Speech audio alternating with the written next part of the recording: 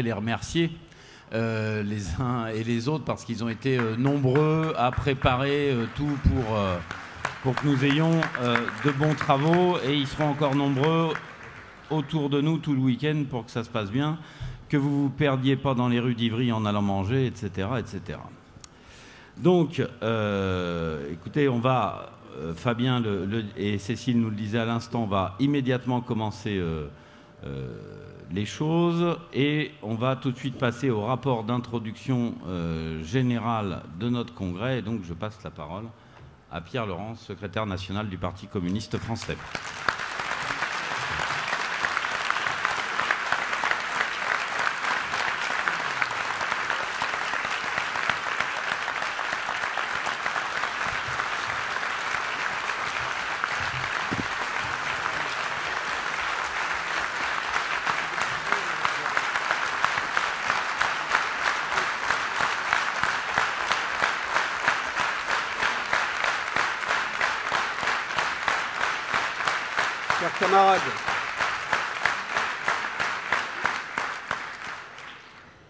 Chers camarades, bienvenue à mon tour à votre congrès.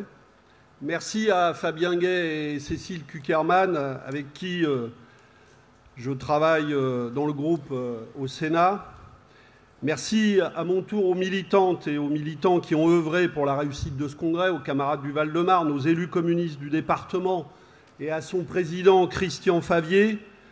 Merci à cette belle ville d'Ivry-sur-Seine et à son maire Philippe Bouissou de nous accueillir dans cette commune si chère au cœur des communistes. Notre congrès, nous le voulions extraordinaire. Pas seulement parce qu'en juin 2017, quand j'en ai fait la proposition devant le Conseil national, je souhaitais que notre calendrier ordinaire soit bousculé. Extraordinaire, en vérité, parce que les évolutions du monde et de l'Europe le sont chaque jour un peu plus. Extraordinaire, parce que l'élection d'Emmanuel Macron accélérait subitement une recomposition politique dont nous mesurions les dangers au lendemain d'un second tour piégé entre ce candidat de la haute finance et la chef du Front National. Extraordinaire, enfin, parce que l'amère frustration laissée par la campagne présidentielle chez les communistes, ses conséquences sur nos résultats législatifs, bien que nos deux groupes parlementaires à l'Assemblée nationale et au Sénat soient confortés et constituent aujourd'hui un aveu de taille, risquaient d'handicaper notre capacité à faire face de manière offensive à cette situation si nous n'avions pas décidé de tout remettre à plat avec ce congrès. Il y a un an tout juste, nous nous donnions donc une feuille de route pour mener à bien cette ambition élevée. Un an de travail, de réflexion, de rendez-vous thématiques, de journées d'études, de votes et de débats sans concession. Un an de lutte aussi, qui nous a vu nous dresser sans faille face aux premières attaques du pouvoir Macron. Et au bout du compte, nous voilà devant de nouveaux choix, ici réunis pour affronter l'avenir. Tout a confirmé le caractère extraordinaire de la situation. Oui, les questions posées au monde, à la société, à la France, à nous-mêmes, les communistes, toutes ces questions sont plus exceptionnelles que d'habitude. La planète brûle. Le GIEC tire tous les jours les sonnettes d'alarme. Les peuples souffrent. Le capital multinational se gave. Les GAFAM veulent diriger le monde, nous dicter nos vies, contrôler nos données. La paix n'est plus un acquis, mais une urgence à reconstruire. Le racisme, l'antisémitisme, l'homophobie et l'exclusion se banalisent à nouveau. Trump souffle sur toutes ces braises, affole le monde de ses provocations, et Macron l'invite à parader en France le 14 juillet, puis le 11 novembre. Et ce même président de la République française évoque ce 11 novembre Pétain en bon soldat, justifie un hommage honteux avant de se rétracter, jetant un peu plus la confusion dans les repères historiques et dans les consciences de notre peuple. régression et menace pour l'avenir de l'humanité et la planète, montée des populismes, des extrêmes droites et des fascismes à nos portes, en Europe et outre-Atlantique, attaque brutale et concertée contre l'expression populaire et démocratique, nous vivons un inquiétant chaos politique. Ce monde d'inégalités extrêmes, ceux qui le font vivre par leur travail, n'en supportent plus les injustices criantes, ni l'inefficacité et les gâchis grandissants. Les plus grandes fortunes se réunissent à Cannes il y a quelques semaines pour étudier les meilleures ficelles de l'évasion fiscale. Et au large de la même côte, la Méditerranée s'en transforme en cimetière. L'Aquarius dérive devant le mépris et l'indifférence des autorités françaises et européennes. Dans notre pays, éclate ces derniers jours la colère des Gilets jaunes contre le racket des taxes sur le carburant qui rançonnent le pouvoir d'achat des salariés. Et à quelques milliers de kilomètres, au Japon, le patron du groupe automobile Renault-Nissan est pris la main dans le sac d'une escroquerie massive à l'impôt, lui qui gagne en une année les salaires de vie entière de ses ouvriers et techniciens. Le diesel, l'essence, le fioul domestique augmentent jusqu'à l'étranglement pour les familles. Mais les bus Macron circulent. La SNCF est attaquée dans ses fondements de service public. Et partout, les salaires sont bloqués, les retraites sont attaquées par la hausse de la CSG. Les profits du CAC 40 flambent et les cadeaux fiscaux au capital sont la règle. La loi du fric ne respecte rien, ni les humains, ni les urgences de la planète. La dignité humaine est bafouée. Du berceau au cimetière, de l'école à l'hôpital, rien de ce qui fait la vie n'est censé échapper dans cette société au diktat de la finance. Tout est marchandisé, le corps, le travail, les valeurs morales, les sciences, la culture, le sport, la justice. Le monde capitaliste va dans le mur. Jamais l'exigence d'un autre modèle productif, d'un nouveau mode de développement social de l'humanité, d'une refonte écologique et culturelle de la production et de la consommation ne s'est imposée avec une telle actualité. Et pourtant, jamais elle n'a été autant bafouée, réprimée par les logiques dominantes. Et dans les impasses du système, grandissent les lourdes menaces des réponses autoritaires, des extrêmes droites identitaires, des populismes sans espoir. Ce monde capitaliste est devenu de plus en plus dangereux. Il place notre société et notre pays en situation de bascule permanente. D'un côté, des millions de gens s'interrogent, cherchent à travailler, à vivre autrement, à faire société autrement, à inventer un autre avenir. L'exigence d'égalité, de respect de son travail, nourrit quantité de luttes. Les marches pour le climat se renforcent. Les femmes revendiquent leur droit à sortir des logiques patriarcales et des violences qui leur sont faites. Les luttes pour un logement digne font irruption dans l'actualité un peu partout. La colère explose comme à Marseille ou à La Réunion devant le mépris et l'indifférence des autorités. Les initiatives de solidarité concrètes se multiplient. Celles de nos élus qui, à Montreuil, réquisitionnent les locaux laissés vides par l'État pour sortir des travailleurs migrants de l'habitat indigne. Celles de médecins ou de restaurateurs qui offrent des consultations ou des repas gratuits. Les ouvriers d'Ascoval ou d'Arjowiggins qui viennent de gagner, après 4 ans de lutte, le redémarrage de la production. Fourmille d'idées pour relancer une industrie sociale et écologique. La jeune coopérative Mobicop, comme le racontait l'Humanité d'hier, voit le jour aujourd'hui pour inventer une alternative sociale et solidaire aux plateformes de covoiturage. Oui, une autre société se cherche et ces élans solidaires, ces initiatives, ces aspirations appellent les solutions démocratiques qui sont le cœur de notre projet communiste. Mais reconnaissons-le aussi, combien de ces colères populaires ne trouvent pas le chemin de lutte positive et s'abîment dans des radicalités sans débouché, jetant parfois même les uns contre les autres, comme on le voit dans certains incidents sur les barrages des Gilets jaunes, comme il pousse aussi parfois le patronat quand il oppose à l'entreprise les salariés dans un référendum s'apparentant à un chantage à l'emploi. En vérité, les forces libérales, l'idéologie individualisante du macronisme, les managements patronaux s'accommodent fort bien de ces divisions, nourries par les impasses de leurs propres réponses politiques.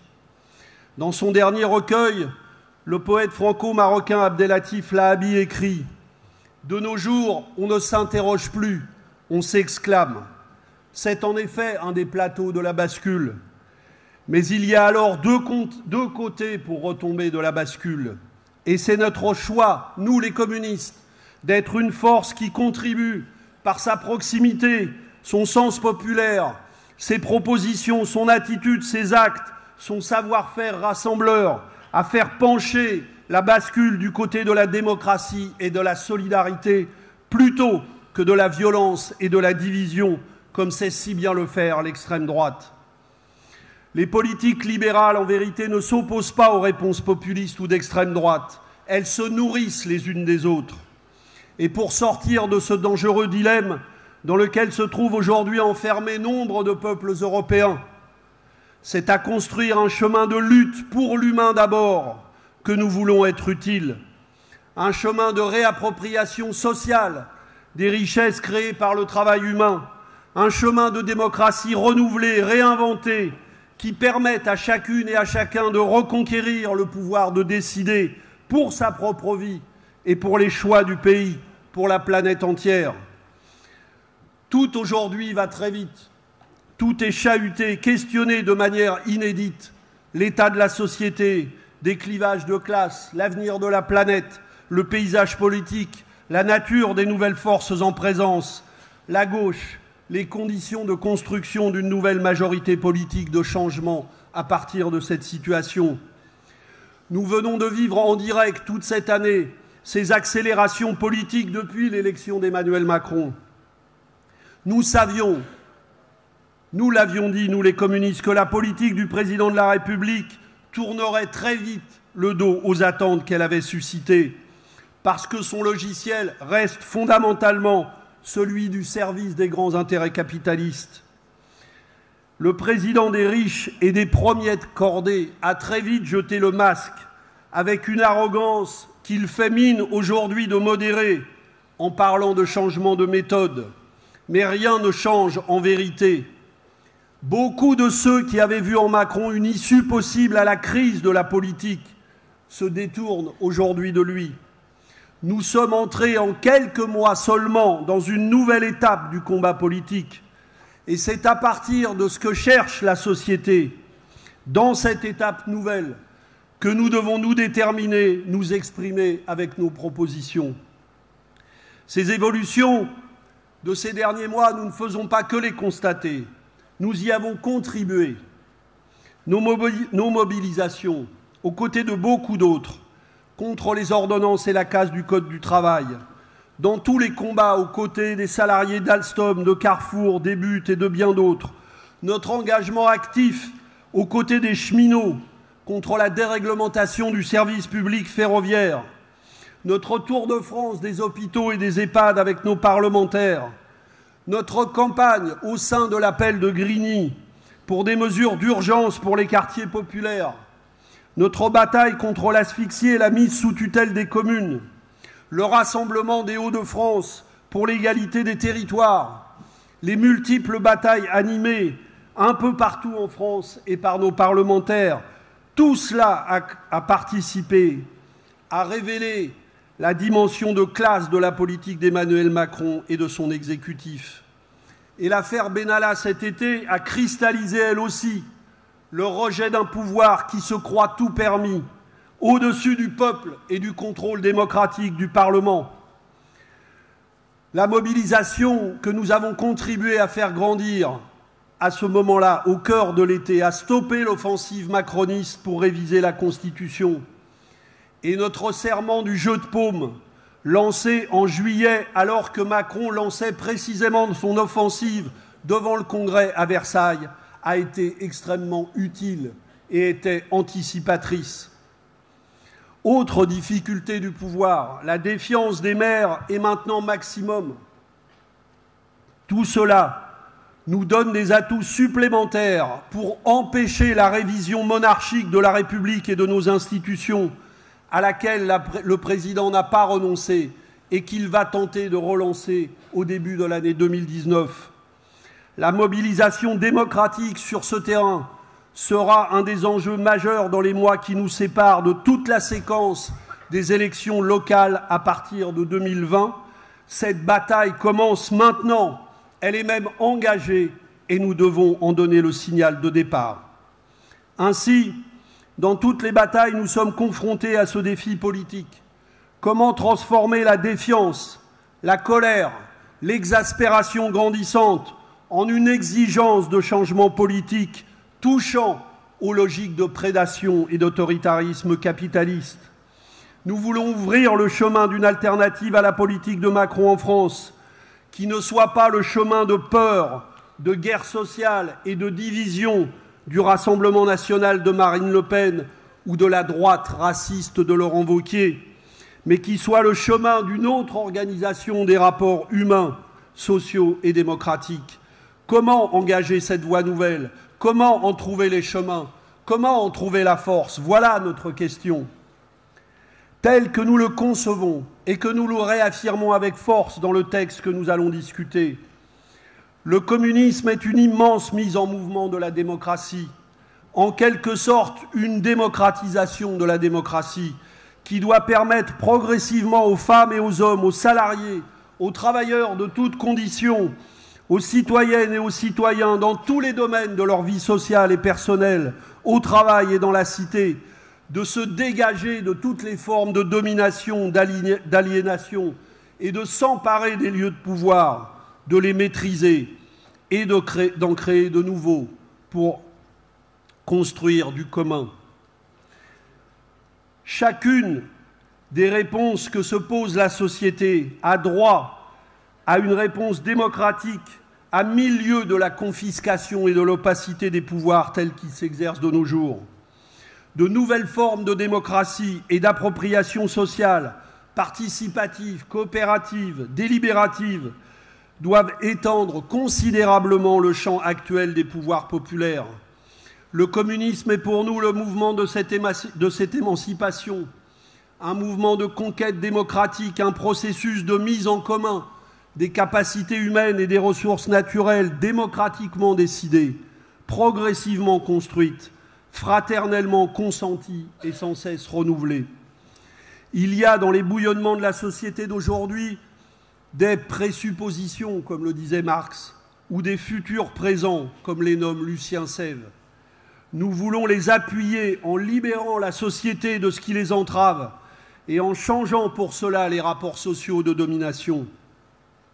La visée du Parti communiste touche donc à l'extension continue de ses potentiels d'émancipation pour les droits humains, pour la mise en commun du progrès social, d'un progrès humain, solidaire, écologique, pour la liberté féministe, pour le refus de tout racisme, pour la maîtrise partagée des richesses, des pouvoirs et des savoirs, pour le droit à la paix.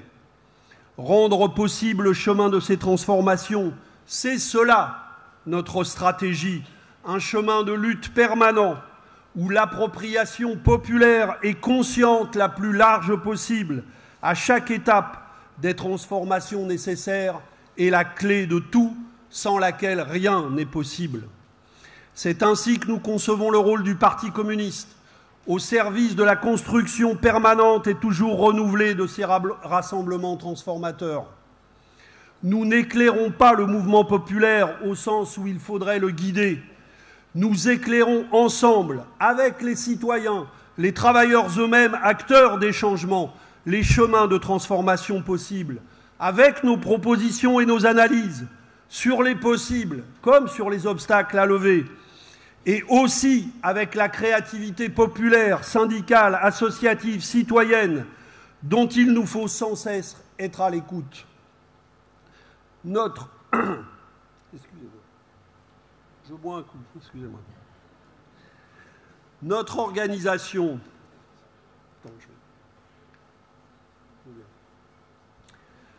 Notre organisation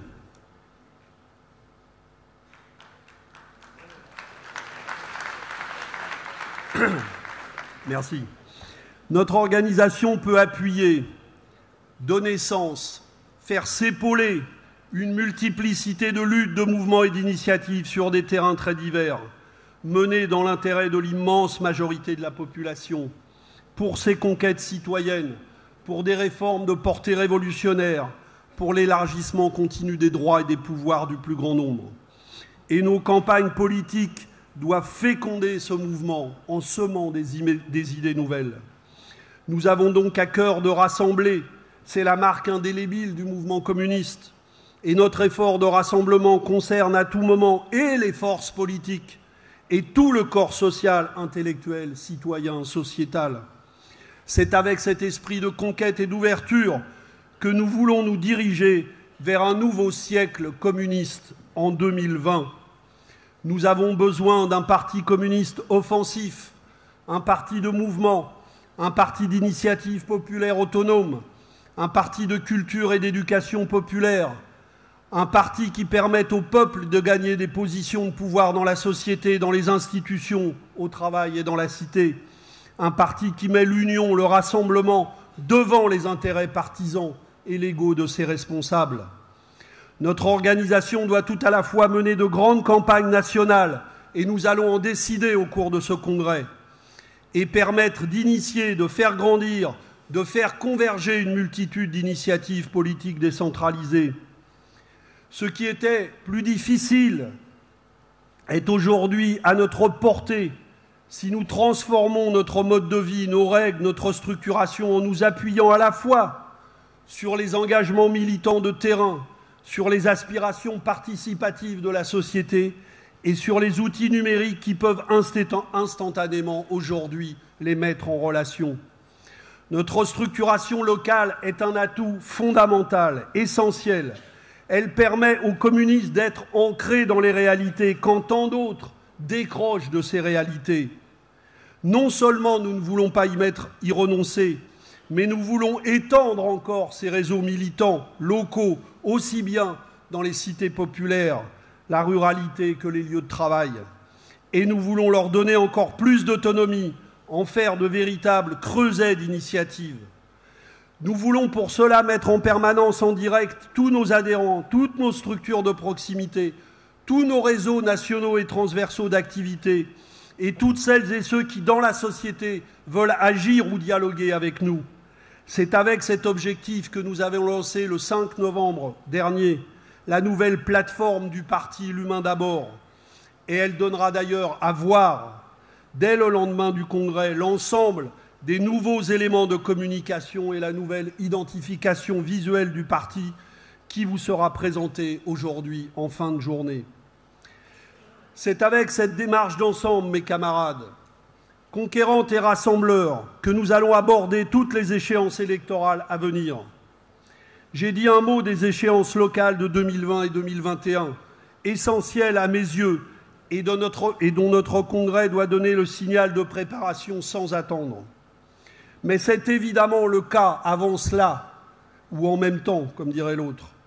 C'est évidemment le cas de l'élection européenne du 26 mai 2019, la première élection nationale depuis l'élection de Macron, que nous avons d'ores et déjà lancée avec éclat avec notre chef de file, Ian Brossat. Ce serait plus que jamais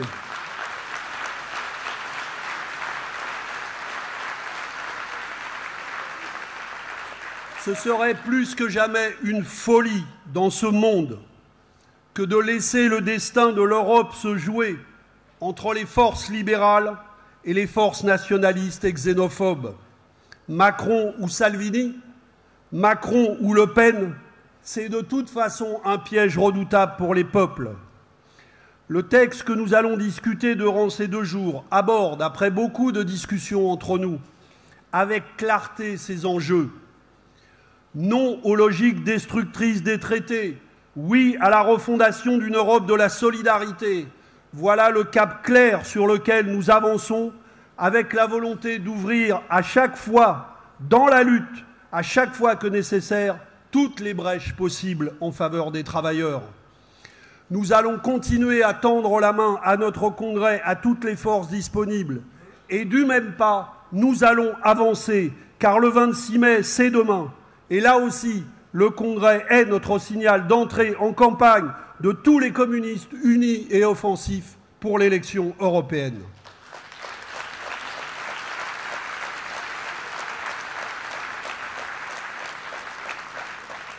Chers camarades, notre Congrès a mobilisé durant 1 an l'énergie et les intelligences de dizaines de milliers de communistes. C'est un bien précieux que peu de formations politiques et quasiment aucune à gauche ne disposent. Il a, c'est vrai, ce débat, avancé par à-coups successifs et pas toujours dans la sérénité. Il a intéressé beaucoup de communistes. Il en a inquiété aussi, leur faisant craindre pour notre unité, tant les débats ont été parfois rudes et les pratiques inhabituelles. Le moment est venu, à ce congrès, de recoller les morceaux et, avec nos travaux, de redonner sens à ces étapes successives pour y voir clair. Nous avons vécu une année de travail intense avec nos chantiers, nos assises et conventions sur le progrès social, le numérique, l'écologie, la culture, des travaux très riches et parfois, à mes yeux, sous-estimés. Nous avons ensuite, à la rentrée, voté pour le choix de la base commune, avec un message fort, incontournable, demandant des changements nécessaires pour mieux affirmer le Parti communiste et conjurer le risque de son effacement. Et enfin, nous venons de vivre dans la dernière phase, ces dernières semaines, un travail intense sur le texte du manifeste pour l'enrichir profondément jusqu'à en écrire au final une nouvelle version que vous avez sous les yeux. Je me réjouis pour ma part que beaucoup de nos innovations, laissées temporairement de côté, sont réintroduites dans le texte. Les questions qui faisaient le plus débat sur le bilan, la stratégie, l'Europe, la situation internationale, la conception du parti, sont éclaircies par le texte que vous avez entre les mains et considérablement enrichi. Rien de ce qui s'est passé cette année n'est donc effacé, mais tout est là, rassemblé dans une nouvelle cohérence que chacun jugera dans notre discussion. Pour ma part, je veux saluer le travail des communistes et des animateurs et des animatrices de notre parti à tous les niveaux, qui ont toujours cherché à avancer dans ces moments de débat avec esprit d'unité et de responsabilité, et c'est évidemment un gage essentiel pour l'avenir. Enfin, permettez-moi de dire un mot sur la direction et le changement de secrétaire national qui vous sera proposé par la commission des candidatures avec la liste qu'elle a construite. Pour mettre en œuvre nos choix avec efficacité, pour poursuivre les débats qui appelleront leur mise en œuvre dans les temps mouvementés que nous allons traverser, nous aurons besoin d'une direction nous rassemblant toutes et tous, une direction collective, unie et solide. Nous allons sortir du Congrès avec un texte amendé qui sera notre mandat commun. Le faire vivre va demander détermination, débat et créativité et évaluation permanente. Le collectif de direction que nous allons élire, avec la diversité qui va le constituer, sera essentiel pour affronter les enjeux qui sont devant nous. J'ai beaucoup parlé ces dernières semaines avec Fabien, avec beaucoup d'entre vous. J'ai beaucoup écouté et consulté. Le choix que j'ai proposé lundi dans l'Humanité à l'adresse de la commission des candidatures, j'y ai beaucoup réfléchi avec le souci qui a toujours été le mien de l'avenir du parti. Oui, je crois que dans cette situation, additionner nos forces et nos personnalités est le bon chemin pour unir le parti.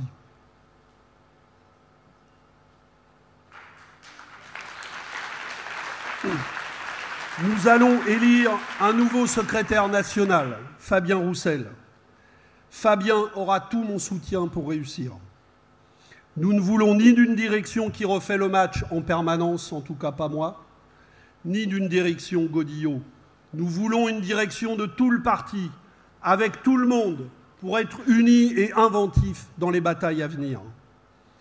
Pour ma part, je m'investirai à fond dans la responsabilité nouvelle qui va m'être confiée à la présidence du Conseil national si celui-ci confirme la suggestion que j'ai faite à Fabien et qu'a retenue dans son compte-rendu la commission des candidatures. J'ai toujours dit 3 choses à ce propos dont je ne me départis pas. 1. Ce qui compte pour moi, c'est d'abord l'orientation proposée. 2. Une bonne direction, c'est un collectif de direction, surtout au Parti communiste. Et il aura besoin, pour être solide, de renouvellement et d'expérience.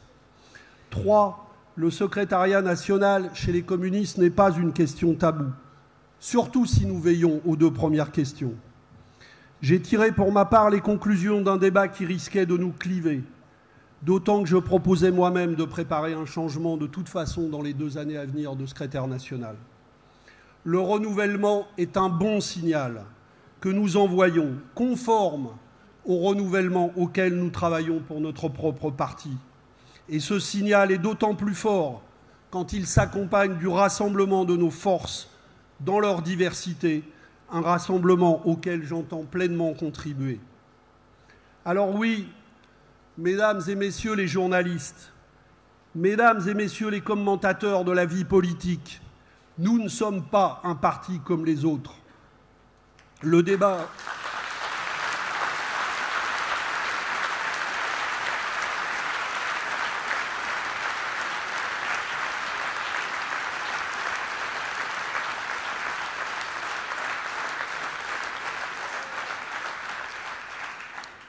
Nous ne sommes pas un parti comme les autres et nous en sommes fiers. Le débat chez nous n'est pas une guerre de chefs. Les égos ne devancent pas l'intérêt général. Ce qui nous unit, c'est ce qui nous unit. Parce que nous sommes le parti des humbles, des modestes, de ceux qui savent que divisés, ils ne peuvent rien gagner.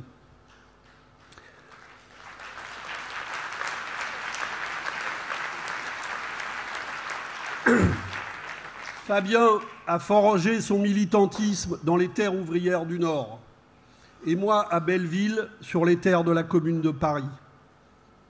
Nous savons l'un et l'autre la valeur de la solidarité ouvrière et ceux qui croient pouvoir nous diviser seront déçus.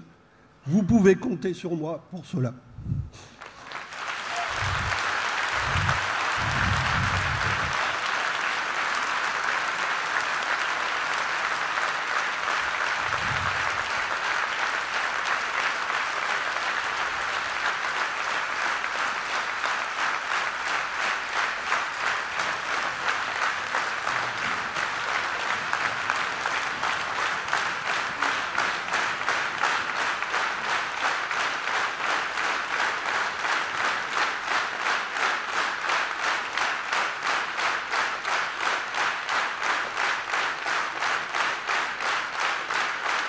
Merci. J'ai bientôt fini. Juste encore un mot pour remercier tous les communistes.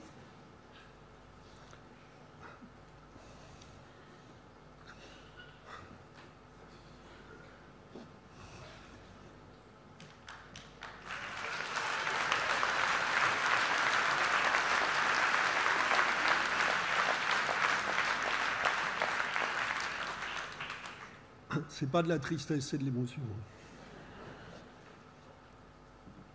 Tout ce que vous m'avez apporté en 8 années de secrétariat national, depuis que Marie-Georges Buffet a choisi en 2010, avec la direction de l'époque, de me confier cette responsabilité.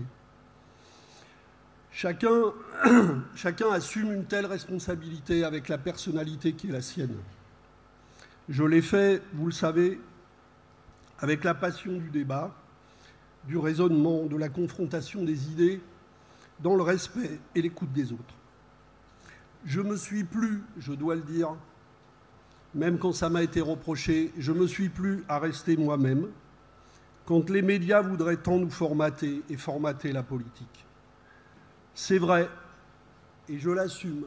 Je crois plus à la dignité de la politique qu'à la politique du spectacle. Et Sophie...